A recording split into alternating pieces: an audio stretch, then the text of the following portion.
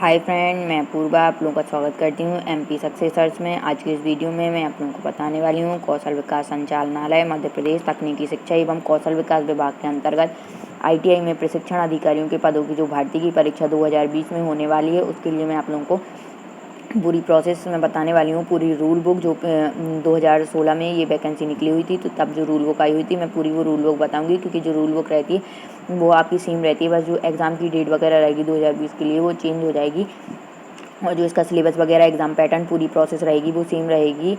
तो आप लोग पूरी वीडियो में मेरे साथ अंत तक बने रहें ताकि आपको पूरी जानकारी मिल जाए। जिन लोगों को भी ये कौशल विकास मध्य प्रदेश की जो तकनीकी शिक्षा एवं कौशल विकास विभाग है उसके अंतर्गत अगर आईटीआई की जो प्रशिक्षण अधिकारियों की भर्ती है उसका एग्ज़ाम देना है, या आप लोगों को आईटीआई प्रशिक्षण अधिकारी यानी कि जो आपका होता है कौशल विकास संचालनालय ट्रेनिंग ऑफिसर बनना चाहते हैं आप लोग, तो ये वीडियो आप लोगों के लिए है। तो आप लोग पूरी वीडियो अंत तक देखें, और जो लोग पहली बार जुड़े हैं प्लीज़ वो लोग चैनल को सब्सक्राइब कर लें। ये वैकेंसी 2016 में निकली हुई थी। 2016 के बाद ये वैकेंसी ना 2017 में निकली है, ना 2018, ना 2019, यानी कि 3 साल से ये वैकेंसी नहीं निकली हुई है। आप लोग देख सकते हैं कि ये जो वैकेंसी है ये 2016 में निकली हुई थी। 13/9/2016 को इसका जो फॉर्म फिल करने की डेट स्टार्ट हुई थी। तो इस टाइप से आप देख सकते हैं अब ये 2020 में निकलेगी, यानी कि 3 साढ़े 3 साल बाद ये वैकेंसी आई हुई है। तो आप लोग पूरे वीडियो को ध्यान से देखें ताकि आप लोगों को पूरी जानकारी मिल जाए। तो 2020 में आप लोगों को कैसे पेपर देना है, क्या इसका सिलेबस रहेगा,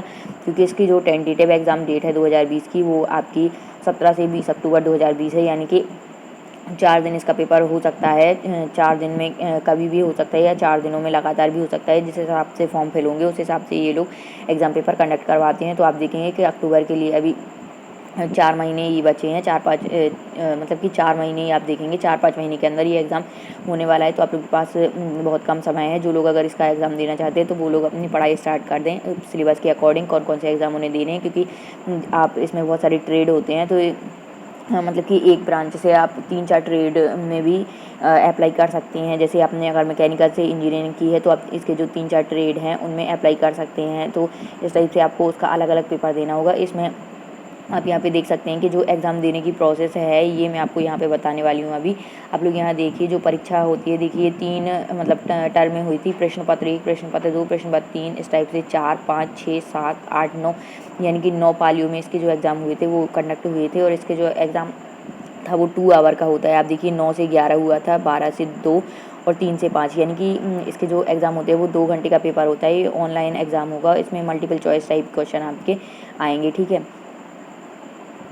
हम बढ़ते हैं आगे, तो इसमें आप देखेंगे कि मतलब प्रवेश की अनुमति और परीक्षा में मोबाइल वगैरह लेना अलाउ नहीं है ये सब। और इसमें बताया गया है कि पीबी के द्वारा आयोजित परीक्षा में मूल फोटो युक्त पहचान पत्र अनिवार्य हुआ है, और आपका आधार कार्ड बहुत ज़्यादा ज़रूरी है इसके लिए, क्योंकि आधार कार्ड से ही इसमें जो वेरिफिकेशन आपका होता है एग्ज़ाम के लिए, ठीक है। तो इसमें और आप इसमें देखेंगे कि इसमें जो Madhya Pradesh professional examination board इसको कंडक्ट करवाती है इस एग्ज़ाम को, और ये ऑनलाइन एग्ज़ाम रहेगा आपका, 2 घंटे का पेपर रहेगा। और इसमें मतलब बहुत सारी अलग अलग ट्रेड के हिसाब से वैकेंसी निकलती हैं। तो मैं पूरी वैकेंसी आपको बता देती हूँ। और इसमें ये भी है कि जो महिला उम्मीदवार वगैरह हैं उनके लिए भी जो सीटें रिजर्व रहेंगी, ठीक है।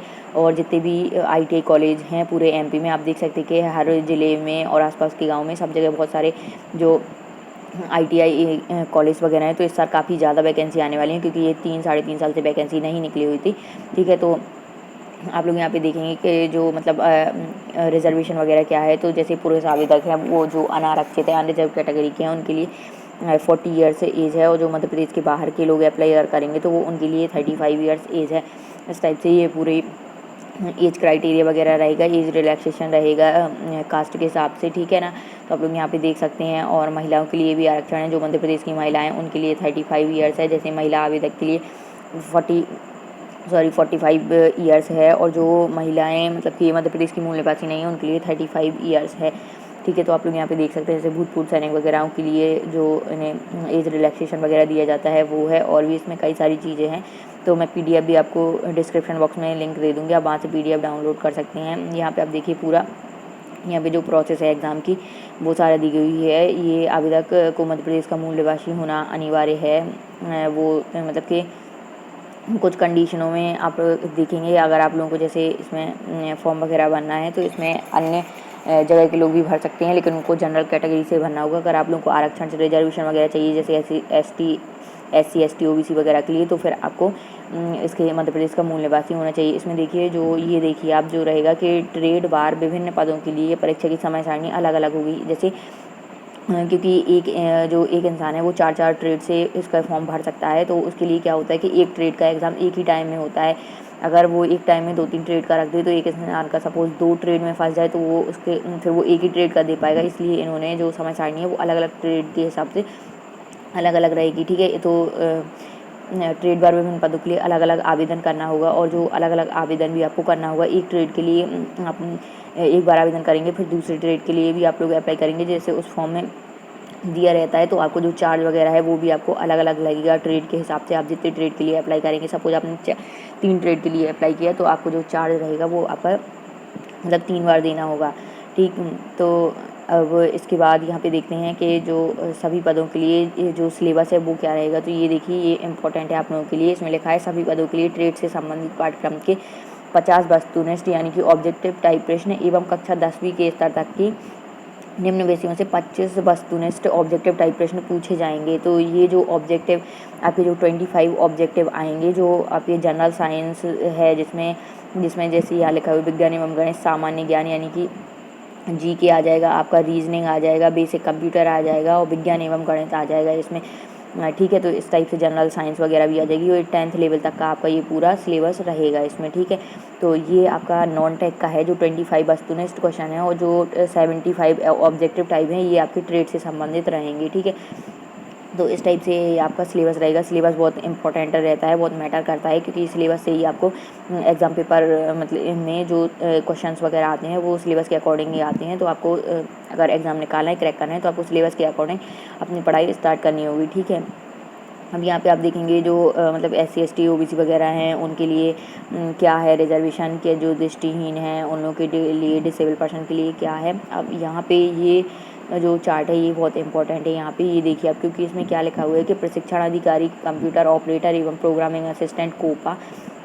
तो यहाँ पे ये जो है ये वैकेंसी निकली हुई हैं कि मतलब किस किस ट्रेड में वैकेंसी निकली हुई है उसके लिए बताया गया है, और कितनी सीटें रिजर्व हैं। अब ये जो चार्ट है ये इतना आपको लिए इम्पोर्टेंट है, क्योंकि जो आप देख सकते हैं इसमें कि नॉट ट्रेड के लिए वैकेंसी निकली हुई थी 2016 में। तो अब आप देखेंगे कि 2020 में भी इसी टाइप से जो नॉट ट्रेड्स हैं इनमें वैकेंसी निकलेगी। कुछ 1-2 ट्रेड में और एक्स्ट्रा बढ़ जाएँ आपके इसमें वैकेंसी, और जो सीट्स वगैरह हैं वो ये 2016 के हिसाब की थी। अब इस बार 2020 में ये जो सीट्स वगैरह हैं ये और ज़्यादा बढ़ जाएंगी, क्योंकि आप लोग देख रहे हैं जो ITI कॉलेज वगैरह हैं गवर्नमेंट के थ्रू वो और ज़्यादा खोले जा रहे हैं, है ना। तो यहाँ पे बहुत सारे कॉलेज ऐसे हैं जहाँ पे फैकल्टी की अभी कमी है गवर्नमेंट टीचर्स की, ठीक है। तो वहाँ पे भी ये जो ट्रेनिंग ऑफिसर की रिक्रूटमेंट होगी, ठीक। और जो नए वगैरह हैं नए खोले और जाएंगे उन सब में भी होगी। तो यहाँ पे ये देखिए आपकी कौन कौन से ट्रेड या फील्ड्स हैं जिनमें आप अप्लाई कर सकते हैं, ठीक है। तो यहाँ पे प्रशिक्षण अधिकारी computer operator and programming assistant यानी कि कोपा में वैकेंसी निकलेगी। ये कंप्यूटर से रिलेटेड है, तो जिसने भी BTech वगैरह या कंप्यूटर से कोई डिप्लोमा वगैरह कर रहा हो वो इसके लिए एलिजिबल रहते हैं, ठीक है। फिर आता है इसमें प्रशिक्षण अधिकारी विद्युतकार, फिर प्रशिक्षण अधिकारी डीजल मैकेनिक, और प्रशिक्षण अधिकारी फिटर, ठीक है। इसी टाइप से प्रशिक्षण अधिकारी मोटर मैकेनिक, फिर प्रशिक्षण अधिकारी मशीनिस्ट कंपोजिट, प्रशिक्षण अधिकारी टर्नर, प्रशिक्षण अधिकारी वेल्डर, प्रशिक्षण अधिकारी गणित ड्राइंग। इस टाइप से आप देखेंगे कि नॉट रेड ये हैं। तो ये इम्पॉर्टेंट है आपके लिए कि इसमें निकलेंगे। और जो ये कुछ जो जैसे मैकेनिकल इंजीनियरिंग के लिए इसमें बहुत अच्छी अपॉर्चुनिटी रहती है अपना करियर बनाने की, क्योंकि ये जो जॉब है ये मतलब इन लोगों के लिए अच्छी है। ये गवर्नमेंट जॉब के हिसाब से अगर जो जिनको ये गवर्नमेंट जॉब करनी है तो उनके लिए ये बहुत अच्छी अपॉर्चुनिटी है। जिसको जो ITI कॉलेज है उसमें ट्रेनिंग ऑफिसर या प्रशिक्षण अधिकारी बनना है, तो ये अपॉर्चुनिटी मैकेनिकल इंजीनियरिंग वालों के लिए, जिसमें जो मैकेनिकल इंजीनियर हैं जिन्होंने BTech वगैरह की है मैकेनिकल से, या फिर जिन्होंने जो पॉलिटेक्निक डिप्लोमा है वो किया है, या कोई अदर डिप्लोमा वगैरह किया है, तो वो इसके लिए एलिजिबल हैं। इसमें जो प्रशिक्षण अधिकारी जैसे डीजल मैकेनिकल वाले भर सकते हैं, फिटर से भर सकते हैं, मोटर मैकेनिक से भी भर सकते हैं, मशीनिस्ट से भी भर सकते हैं, टर्नर वेल्डर वगैरह से, और ये ड्राइंग वगैरह में भी जो जितने भी ये मैकेनिकल इंजीनियर ये सारे अप्लाई कर सकते हैं। तो जो मैकेनिकल इंजीनियर वाले हैं उनके लिए बेस्ट अपॉर्चुनिटी है। कुछ इसमें इलेक्ट्रिकल इलेक्ट्रॉनिक्स वालों के लिए भी अपॉर्चुनिटी है, कंप्यूटर साइंस IT से भी जिन्होंने करी है उनके लिए भी अपॉर्चुनिटी है, ठीक है। तो अब इसमें देखिए जैसे इसमें हम कि अब यहाँ पे इन्होंने सीट्स का पूरा विवरण दिया है और एलिजिबिलिटी क्राइटेरिया भी दिया है। तो आपके पास क्या क्या होना चाहिए, तो ये बहुत इंपॉर्टेंट है। जैसे आप यहाँ पे देखेंगे कि फर्स्ट है प्रशिक्षण अधिकारी computer operator and programming assistant COPA. तो आप यहाँ पे देखेंगे कि कोपा के लिए क्या एलिजिबिलिटी चाहिए है। तो आप यहाँ पे देखेंगे कि ये तो सीट्स वगैरह हैं। सीट्स इसमें रिजर्वेशन हर कैटेगरी के लोगों को मिलता है। जैसे कि जो जनरल कैटेगरी से हैं, फीमेल कैंडिडेट्स हैं, उनके लिए अलग है। जो SC ST OBC और अदर कास्ट के हैं उनके लिए भी रिजर्व रहती हैं सीट है। तो इस टाइप से सीटों का रिजर्वेशन होता है इसमें, ठीक है। अब यहाँ पे ये टर्म आपका इम्पोर्टेंट हो जाता है कि इसमें जो ITI प्रशिक्षण अधिकारी, अगर आपको कोपा से ये एग्ज़ाम देना है तो उसके लिए आपकी एलिजिबिलिटी क्या रहेगी, तो अलग अलग फील्ड के लिए अलग अलग एलिजिबिलिटी रहेगी, जो अलग अलग ट्रेड्स से फॉर्म भरेंगे, ठीक है। तो इसके लिए आपके पास होना चाहिए हाई स्कूल यानी कि 10th होना चाहिए, और साथ में ये सारे डिप्लोमा NCVT होना चाहिए आपके संबंधित ट्रेड में। NCVT का डिप्लोमा या फिर NCVT से ITI होनी चाहिए, या फिर इसमें आपके पास NAC अप्रेंटिसशिप परीक्षा या ये DOE ACC से A लेवल जो परीक्षा या मान्यता प्राप्त विश्वविद्यालय या बोर्ड से PGDCA उत्तीर्ण होना चाहिए आपको, है ना इसमें। या फिर यहाँ पे है जो 10+2 के अंतर्गत हायर सेकेंडरी अथवा समकक्ष परीक्षा उत्तीर्ण की हो, आपने 12th पास की हो या उसके समकक्ष परीक्षा उत्तीर्ण की हो के साथ, या फिर सेंटर ऑफ एक्सीलेंस योजना अंतर्गत IT इंफॉर्मेशन टेक्नोलॉजी सेक्टर में मल्टी स्किलिंग जो कोर्स होते हैं वो करे हों, ठीक है। 2 वर्षीय पाठ्यक्रम उत्तीर्ण करा हो, या AICTC UGC से मान्यता प्राप्त विश्वविद्यालय बोर्ड से कंप्यूटर विषय के साथ स्नातक उपाधि की हो, जैसे आपने ये BCA वगैरह किया हो, ठीक है ना। या फिर AICTC UGC से मान्यता प्राप्त विश्वविद्यालय बोर्ड से कंप्यूटर साइंस एंड इंजीनियरिंग करी हो, जिसने जैसे BTech वगैरह करा हो, तो वो भी इसके लिए एलिजिबल है। जिसने IT और CS से करी हो, है ना। इन्फॉर्मेशन साइंस से computer engineering, computer science and system engineering technology में स्नातक उपाधि अथवा पॉलीटेक्निक डिप्लोमा भी। और या फिर इसके साथ साथ इसमें ये भी है कि AICTC UGC से मान्यता प्राप्त विश्वविद्यालय बोर्ड से BCA MCA परीक्षा उत्तीर्ण करी हो, है ना। तो ये लोग भी एलिजिबल हैं इसके लिए। और यहाँ पे आप एक और फैक्ट यहाँ पे देख सकते हैं कि यहाँ पे ये भी लिखा है कि मान्यता प्राप्त विश्वविद्यालय बोर्ड से PGDCA उत्तीर्ण, तो PGDCA भी उत्तीर्ण करा हो तो वो लोग भी इसके लिए एलिजिबल हैं, ठीक है।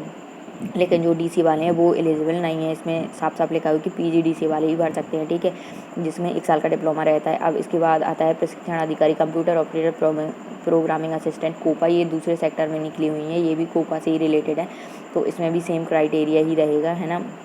आप लोग यहाँ पर देख भी सकते हैं, देखिए सेम बाई क्राइटेरिया जो ऊपर लिखा है वही है, क्योंकि इसमें बस ये जो वैकेंसी है ये किसी दूसरे सेक्टर में निकली हुई हैं, ITI दूसरे कॉलेज वगैरह में, ठीक है, या दूसरे जो फील्ड्स होती हैं उसी से रिलेटेड है, ठीक है। अब आता है प्रशिक्षण अधिकारी विद्युतकार। तो ये विद्युतकार के लिए, इसके लिए आप एलिजिबिलिटी देख सकते हैं कि इसके लिए आपके पास कौन सा डिप्लोमा या डिग्री होनी चाहिए। तो इसमें आपको हाई स्कूल 10th होना चाहिए, और जो NCVT AC मतलब SCVT से ITI वगैरह होना चाहिए, या फिर NAC अप्रेंटिसशिप परीक्षण उत्तीर्ण की हो आपने, हाई स्कूल 10th हो आपके पास, या पुराने पाठ्यक्रम के अनुसार 11वीं में उत्तीर्ण के साथ सेंटर ऑफ एक्सीलेंस योजना के अंतर्गत जो इलेक्ट्रिकल सेक्टर में मल्टी स्किलिंग कोर्स हैं वो होने चाहिए, ठीक है, 2 वर्ष वाले पाठ्यक्रम का, है ना। और इसमें और भी हैं कि मान्यता प्राप्त विश्वविद्यालय बोर्ड से इलेक्ट्रिकल इंजीनियरिंग, है ना, industrial control, electrical and electronics से इंजीनियरिंग करी हो, वो भी इसके लिए अप्लाई कर सकते हैं। तो जो इलेक्ट्रिकल एंड इलेक्ट्रॉनिक्स इंजीनियर हैं वो उनके लिए भी बहुत अच्छी अपॉर्चुनिटी है।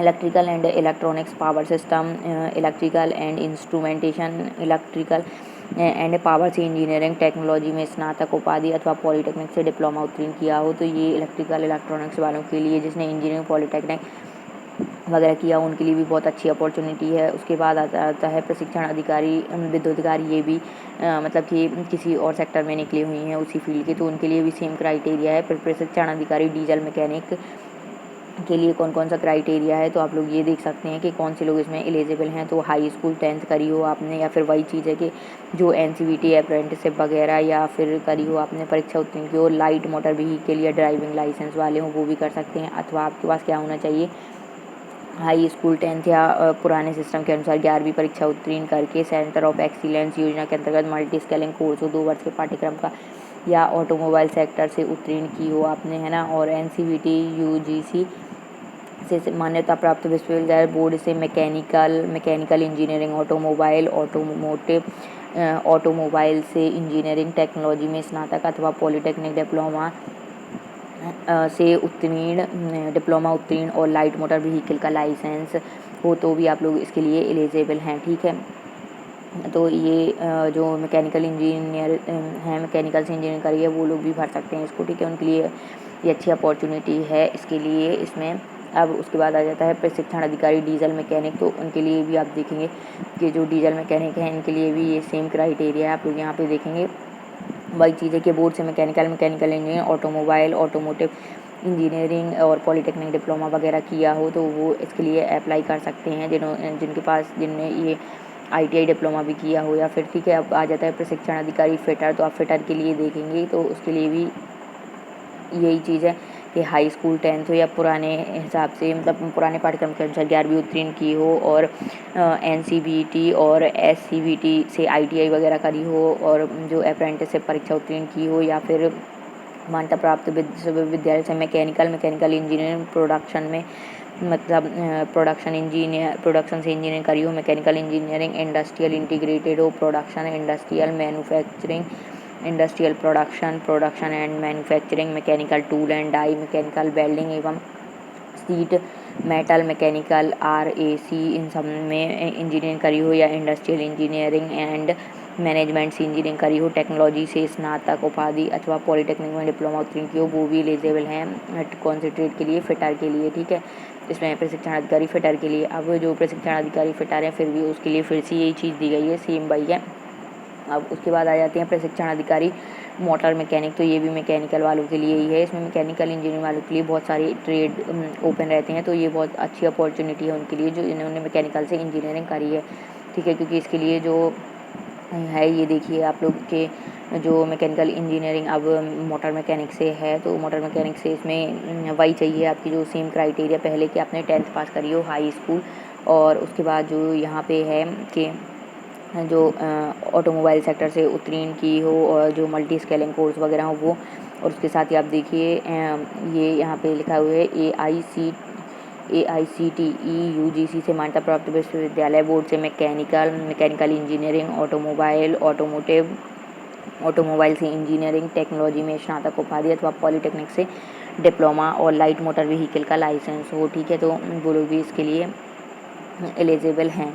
ठीक है, ये इतना रहेगा प्रशिक्षण अधिकारी मोटर मैकेनिक के लिए। वही मैं बता चुकी हूँ, मैकेनिकल से इंजीनियरिंग, पॉलिटेक्निक डिप्लोमा या अदर कोर्सेस हों आपके पास तब भी आप एलिजिबल है। ऐसी टाइप से प्रशिक्षण अधिकारी मशीनिस्ट या कंपोजिट के लिए भी रहेगा, तो इसमें भी आप देखेंगे कि ये वही पुराना है कि 11th के हिसाब से कोर्स हो या फिर जो हाई स्कूल पास करे हों नए पाठ्यक्रम के अनुसार, और एक्सीलेंस योजना का आपके पास अगर 2 वर्षीय पाठ्यक्रम है तब भी आप एलिजिबल हैं, या फिर UGC या AICTE से मान्यता प्राप्त विश्वविद्यालय से मैकेनिकल इंजीनियरिंग है ना, टेक्नोलॉजी में स्नातक या फिर, तो ये सब आप लोग देख सकते हैं। ये बहुत ज़्यादा डिटेल में यहाँ पे दिया हुआ है, मैं पूरा मतलब इसकी जो PDF है वो डिस्क्रिप्शन बॉक्स में दे दूँगी, तो आप लोग वहाँ से जाके डाउनलोड कर सकते हैं, लिंक प्रोवाइड मैं करूँगी। प्रशिक्षण अधिकारी टर्नर के लिए आप देख सकते हैं, इसमें भी मैकेनिकल इंजीनियरिंग वगैरह के जो स्टूडेंट है वो अप्लाई कर सकते हैं। प्रशिक्षण अधिकारी टर्नर वही है ना।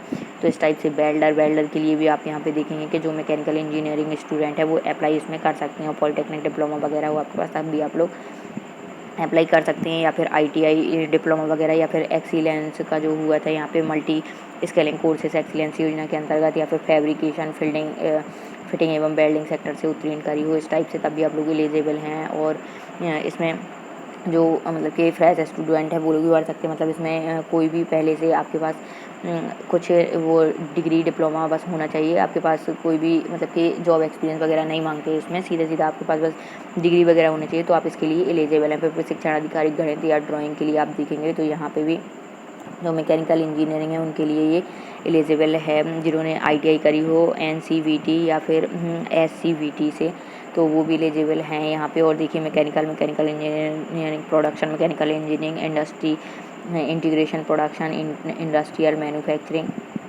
ये सब आप यहाँ पे देखेंगे। ठीक है ना, जिसने इंडस्ट्रियल इंजीनियरिंग मैनेजमेंट से इंजीनियरिंग टेक्नोलॉजी में स्नातक उपाधि अथवा पॉलिटेक्निक से डिप्लोमा उत्तीर्ण करा वो भी एलिजिबल हैं। तो इस टाइप से ये मैकेनिकल इंजीनियरिंग वालों के लिए बहुत अच्छी अपॉर्चुनिटी है, तो उन लोगों को ये अपॉर्चुनिटी नहीं छोड़नी है। आप लोग अपनी तैयारी स्टार्ट कर दें अकॉर्डिंग टू सिलेबस, ठीक है। तो क्योंकि जो एज क्राइटेरिया और ये सारा कुछ रहेगा, सिलेबस रहेगा, वो सेम रहेगा। मैं नेक्स्ट वीडियो में आप लोगों के लिए सिलेबस भी अलग अलग ट्रेड के हिसाब से बता दूंगी क्या है, और प्रीवियस ईयर एग्जाम पेपर भी मैं आप लोगों को बता दूंगी किस टाइप से आती है। तो आप लोग को जो एग्ज़ाम का लेवल है वो कैसा रहता है, तो आप लोगों को क्या करना है, इसमें जो एग्ज़ाम पेपर होगा उसमें कोई भी नेगेटिव मार्किंग नहीं होगी। तो आप लोगों को सारे क्वेश्चन अटेम्प्ट करने हैं, और जो एग्ज़ाम का लेवल है मोस्टली इसमें जो ऑब्जेक्टिव टाइप क्वेश्चन आते हैं, जो मल्टीपल चॉइस क्वेश्चन, वो आपके हिंदी इंग्लिश दोनों मीडियम में पेपर रहेगा। और आपका जो एग्ज़ाम पेपर रहेगा इसमें नेगेटिव मार्किंग नहीं रहेगी। और साथ ही जो एग्ज़ाम का लेवल रहता है वो आपका इजी, मॉडरेट और टफ़ रहता है। तो इजी और मॉडरेट आपके ज़्यादा आते हैं, इस टाइप से ये पेपर रहता है। और जो मतलब पेपर में जो क्वेश्चन आएंगे वो आपके थ्योरेटिकल, मोस्टली थ्योरेटिकल क्वेश्चन आते हैं। आप लोग को न्यूमेरिकल बेस्ड क्वेश्चन ज़्यादा नहीं दिखेंगे, एक दो ही दिखेंगे। तो इस टाइप से आपको पढ़ाई करनी है, और अलग अलग ट्रेड के हिसाब से इसका सिलेबस रहता है। अब जो मतलब ये सब तो फॉर्म भरने की है, आपकी क्या है क्या नहीं एग्ज़ाम फॉर्म की, और ये कियोस्क के माध्यम से भरे जाते हैं। तो इसमें जो MP ऑनलाइन के माध्यम से भरेंगे तो इसमें 500 रुपये प्रति प्रश्न पत्र रहता है। देखो उन्होंने साफ बताया है, जो जनरल कैंडिडेट हैं, अनारक्षित और जो रिजर्व कैटेगरी के हैं उनके लिए 250 रहेगा, और प्लस पोर्टल चार्ज 70 रुपीज़ रहेगा।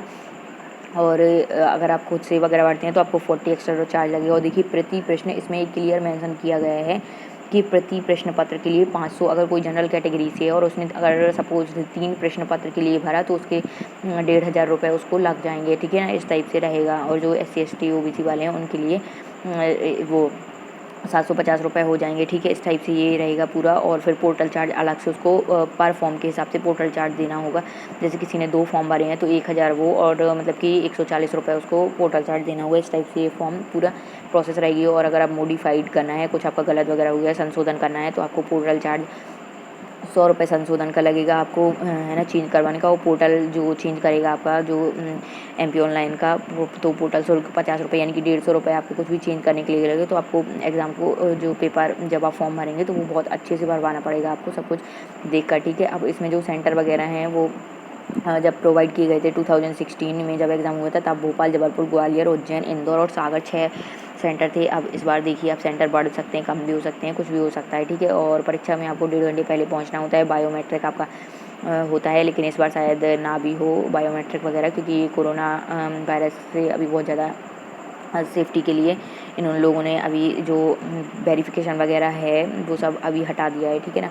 तो अब इसमें देखिए जो सिलेबस है एक बार वो आप और देख लीजिए फिर से कि क्या है इसमें। सभी पदों के लिए देखो ट्रेड से संबंधित पाठ्यक्रम में 75 ऑब्जेक्टिव आएंगे, और जो अभी 10वीं कक्षा तक के वस्तुनिष्ठ 25 क्वेश्चन ही आपकी जो मतलब कि जनरल नॉलेज, जनरल साइंस, और इसमें आपका बेसिक कंप्यूटर और रीजनिंग वगैरह से 25 क्वेश्चन आएंगे, है ना। तो ये आपका नॉन टेक का सिलेबस हो जाएगा 25 नंबर का, और 75 नंबर का टेक्निकल। इस टाइप से आपके 100 मार्क्स के क्वेश्चन आएंगे, और 100 क्वेश्चन 100 मार्क्स में।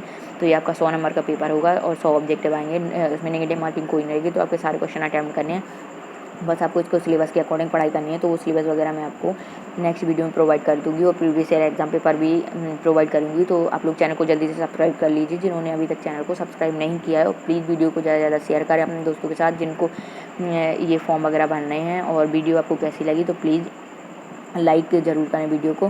Thanks for watching my video, मेरे साथ बने रहें इसी टाइप की और वीडियोज़ के लिए। Thank you.